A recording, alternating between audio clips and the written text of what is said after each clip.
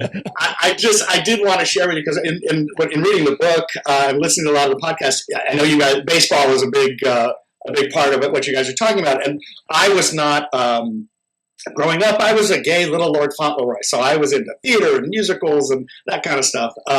But my father loved baseball. So I didn't really watch a whole lot of baseball, but we would go, he'd take us to Dodger games. And that was always a blast. Your father was John Rich, the famous director. Correct. And we'll talk about, hey, my dad did All in the Family and the Dick Van Dyke Show and every 70s sitcom you can imagine. That's how I got into the business, following in his footsteps.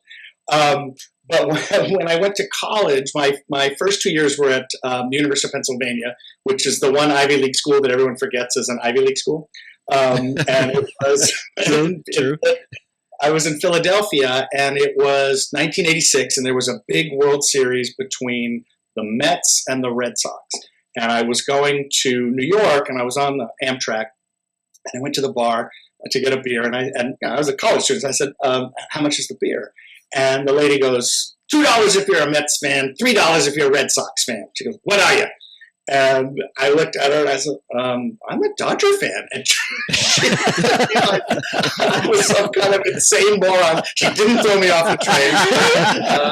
All right, $2, whatever.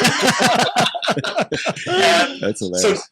So 2 years later, I transferred back to UCLA. I knew I was going to work in television. I'm a native Angelino, so I had never seen snow falling out of the sky before. I did not know about winter. So, I love Philadelphia's a great city. It just was not working for me. And I was just cold all the time.